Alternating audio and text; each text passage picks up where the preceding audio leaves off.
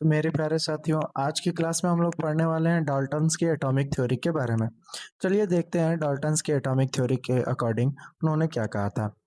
आप सबसे पहले जानते हैं कि 1808 में जॉन डाल्टन ने प्रपोज्ड किया था first scientific theory about atom atom की फर्स्ट साइंटिफिक थ्योरी के बारे में, जिसमें उन्होंने अपना एक पोस्टुलेट दिया था और उस पोस्टुलेट में उन्होंने कुछ बातें बताई थी जिसको बोला गया था postulate of Dalton's atomic theory. सबसे पहला जो पोस्टुलेट उन्होंने बताया कि कहा all matters is made up of tiny particles called atom, यानी जो सभी मैटर्स हैं वो एक छोटे पार्टिकल से मिलकर बने हैं जिनको क्या बोला जाता है, एटम बोला जाता है। यानी जो भी मैटर बना होगा ना वो अपने सबसे छोटे हिस्से से मिलकर बना होगा और वो छोटा हिस्सा क्या होगा, एटम होगा। दूसरी बात उन्होंने बोली कि atom can not be divided, created और destroyed in a chemical reaction. उन्होंने ये बात बोली कि एटम को हम डिवाइड नहीं कर सकते हैं, ना तो क्रिएट कर सकते हैं और ना ही डिस्ट्रॉय कर सकते हैं केमिकल रिएक्शन में। तो दूसरी बात जो उन्होंने बोली थी ना कि atom can not be divided, created और destroyed in a chemical reaction, यहीं पे थोड़ी सी दिक्कत हुई थी, जिसमें बाद में एटम्स को तोड़ा गया था इलेक्ट्रॉन, प्रोटॉन और न्यूट्रॉन के अंतर्गत, और यहीं पे डाल्टन्स की जो एटॉमिक थ्योरी थी थोड़ी सी फेल होती है। ठीक।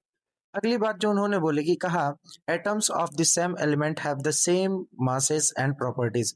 जो एटम्स हैं क्या, same element have same masses and property. तो उन्होंने कहा कि atom of the same element के जितने भी एटम्स होंगे ना उसके मास सेम होंगे और प्रॉपर्टी भी क्या होगी, सेम होगी। और चौथी बात जो उन्होंने बोली कि एटम ऑफ डिफरेंट एलिमेंट, यानी डिफरेंट एलिमेंट के जितने भी एटम होंगे डिफरेंट मासेस होंगे और प्रॉपर्टीज होंगी। लेकिन यहीं पे उनका कंसेप्ट फेल होता है। यहाँ पे आता है आइसोटोप्स और आइसोबार, है ना। आइसोटोप्स और आइसोबार, जिसमें देखने को मिलता है कि जो आपका एटॉमिक नंबर होता है वो सेम रहता है, लेकिन मास नंबर सबका अलग अलग हो जाता है। और फिर वहीं पे देखने को मिलता है कि एटॉमिक नंबर डिफरेंट रहता है और मास नंबर सेम हो जाता है। तो तीसरा और चौथा पोस्टुलेट भी इनका क्या हो जाता है, फेल हो जाता है। दूसरा इसलिए फेल होता है कि एटम्स को तोड़ दिया जाता है इलेक्ट्रॉन, प्रोटॉन और न्यूट्रॉन के अंतर्गत। बट जो तीसरा और चौथा था, उन्होंने बोला था कि सेम एलिमेंट के जितने भी एटम होंगे सबका सेम मास होगा और प्रॉपर्टीज होगी, लेकिन ऐसा नहीं होता है। यह बात जो है तीसरी और चौथी बात जो है ये आइसोटोप्स और आइसोबार्स पर निर्भर करती है, जिन्हें देखने के बाद ये पता चलता है कि जो डाल्टन का एटॉमिक थ्योरी था वो पूरी तरीके से सही नहीं था। पांचवी बात है atom combine in the simple whole number ratio to form compound, यानी कोई भी कंपाउंड बनाने के लिए एटम जो है ना एक सिंपल होल नंबर रेशियो में कंबाइन होते हैं। ये बात उन्होंने बोली थी। और छठवीं बात जो उन्होंने बोली थी कि chemical reaction involves only the rearrangement of atoms, यानी जो केमिकल रिएक्शन होगा ना उसमें अरेंजमेंट जो रहता है ना एटम का वो फिर से रीअरेंज होता है, यानी कोई दूसरा कंपाउंड बनेगा तो उन्हीं एटम से रीअरेंजमेंट होता रहता है। जब आगे देखेंगे थोड़ा सा इनकी मेरिट्स और लिमिटेशन को, तो ध्यान से देखिए। मेरिट्स में इन्होंने कहा था कि जब इसके हम मेरिट्स को देखेंगे तो आप मेरिट्स को देखेंगे तो यहाँ पे चीजें नजर में आएंगी कि explain the law of conservation of mass. इन्होंने law of conservation of mass को क्या कर दिया था, एक्सप्लेन कर दिया था।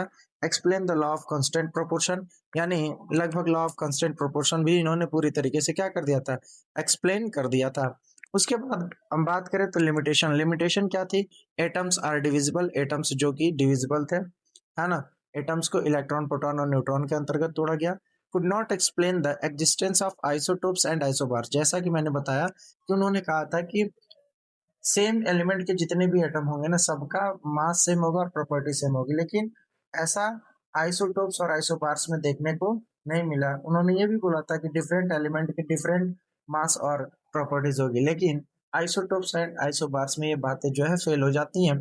Could not explain the internal structure of atom, और इंटरनल स्ट्रक्चर जो था एटम का उसको भी ये एक्सप्लेन नहीं कर पाए थे, जिसकी वजह से ये डाल्टन का जो पोस्टुलेट था इसमें कुछ बातें तो उनकी सही निकली, लेकिन उसके बाद बहुत सारी बातें जो थी फेल हो गई।